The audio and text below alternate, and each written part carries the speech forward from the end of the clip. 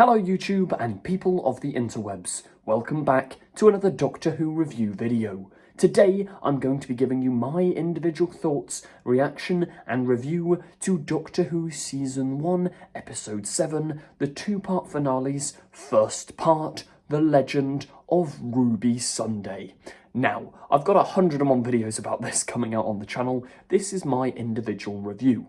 Over on the channel, you can also find a group review and reaction because, as you can see, I'm in a different setup to usual. Shout out to Elise, it's her birthday tomorrow, and she's kindly allowed me to come in her living room at 3 AM to record these videos. But yeah, as I say, a bunch of other videos. We've also recorded our live reaction to the episode where, I'm not even exaggerating when I say this, one of us literally fell off the sofa. We were so on the edge of our seats. Like, genuinely, the reaction video is insane. Stay tuned, turn on the notification bell and subscribe so you don't miss that. But I'll just delve into my thoughts. Apologies, I've got all my notes on my phone, so that's where I'm vaguely looking if I look off screen. But yeah, the opening to this episode was solid. I don't think it was perfect, which is a bit of a shame. I really think a cliffhanger was needed from last week, bringing us here. I did mention in the other video that just like in Turn Left, you have that brilliant moment where it says, bad wolf everywhere, and oh my god, the TARDIS lighting's all red, and oh, it's the end of the universe, run to the TARDIS, all of that. The drama, the build-up is just impeccable, and I think the momentum going into this episode wasn't quite there. Rogue ended beautifully, but maybe it's a problem with an 8-episode season. There wasn't enough oomph taking us straight into the start of this story. It just sort of kicks off. There's no time to breathe, which also is kind of a positive because it gets going straight away. There's no boringness. It is just bam, bam, bam, bam, bam. I thought Unit's inclusion was fantastic. I also thought, like, kind of side note, but Kate Stewart is usually, she's a decent character. Like, I don't have beef. I'm not starting a fight with Kate Stewart. Gemma Redgrave's fantastic in the role, but she never really gets much to do, especially during the Chibnall years. Like, when she shows up in Flux, she's there for literally no reason. She just goes, I'm Kate Stewart, and does nothing. But I thought she had, like, a little bit more character this episode particularly. I loved her appearance in The Power of Three, all the way back in 2012, and here, yeah, she feels like Kate. She's a really good character. I also, and all of us, we absolutely loved Morris. Lenny Rush was fantastic. It was really fun to just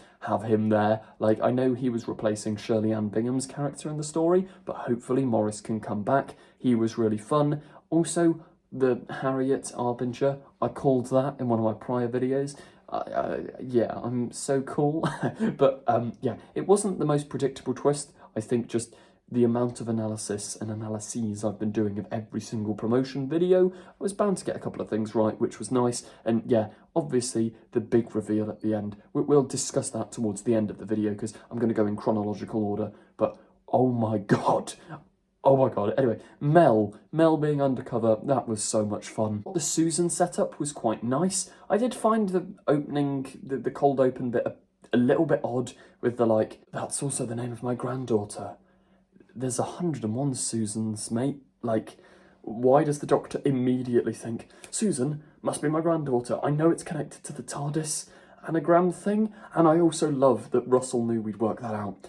Like, I think Kate has a line like, even I worked that one out or something. Like, it was just, it was so obvious, and I liked that Russell was doing that. There were a lot of misdirects as well, which I thought, yeah, really fun stuff. Shooty and Ruby. Well, Shooty and Millie. The 15th Doctor and Ruby are great. I love them, but we need to see more. They barely spend any time on screen together in any of this season. Next week is the final episode, and they barely share the screen. They also need an argument. They need a bit of a domestic to really build up their relationship. I thought there was a brilliant scene with Mel. I know we're kind of time jumping in the episode, but the scene where Mel basically says to the 15th Doctor, shut up mate, stop crying, pull yourself together, I thought was fantastic. Because sometimes I do think, especially in those sort of life or death situations, not that I've ever been in one, but you would need someone, especially one of your oldest friends like Mel, to just go, shut up. Get on with it, you're the Doctor. And there's been a common complaint throughout this season of the 15th Doctor always crying. Obviously, on a lot of occasions, it's completely valid, but the fact that it happens every episode, it's quite therapeutic to have Mel go, shut up, mate, get on with it. I thought, yeah, that was really nice. Mrs. Flood. What the bloody hell's going on with Mrs. Flood? It's intriguing. She broke the fourth wall again. Is she a god? I don't know. I may do a video talking about my theories for Mrs. Flood, so stay tuned for that. But yeah, Shooty and Ruby need a lot more screen time together. And also, my negative thoughts on this episode basically stop at about the 20-25 minute mark. The rest of it is damn near perfect. It's near 10 out of 10 stuff. As I say, we were on the edge of our seat. It was so cool. As soon as they introduced the VHS concept, absolutely adored it. Just before we talk about the VHS stuff, the Sunday family, I love. Carla going into unit, although brief, that was a load of fun. And I thought, yeah, having Rose back was nice. She didn't really do anything in the story, though. It felt her inclusion was a little bit pointless. It wasn't bad by any means, but like she should have done more, I think. But yeah, onto the VHS stuff. Not only did the effects look brilliant, they've got to have used the volume. I haven't seen Stefan Powell in Unleashed this week, so someone in the comments correct me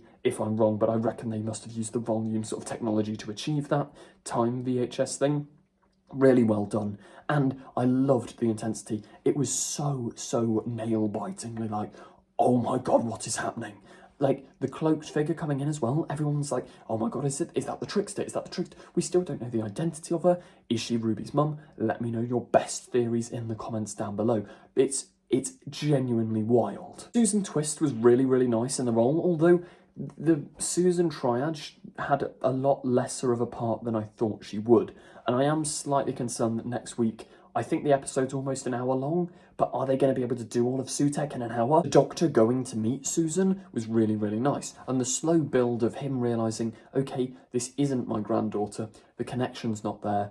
TARDIS technology. Was Sutek deliberately drawing him in? I'm still kind of confused on some of the characters' motives, and I don't know whether that's down to me not paying enough attention and just screaming because, oh my god, the intensity, or if it's going to be answered next week, or if it's going to be left deliberately vague. Like, we still don't have an answer as to how Susan Triad's face is throughout time, unless it is just this is a trap to lure the Doctor into that moment for that very specific time. I don't know. Let me know theories that you guys have in the comments on that. Now, there is maybe arguably not enough plot and too much mystery.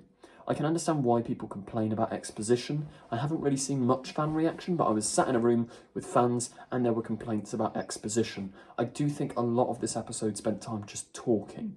The ending, as I say, the ending 25 minutes was so cool, but the start, I think it needed more fleshing out. I'm not saying go back to the classic Who method of like loads and loads of parts, but I think, yeah, there was something about it. It didn't have enough oomph, which is a bit of a shame.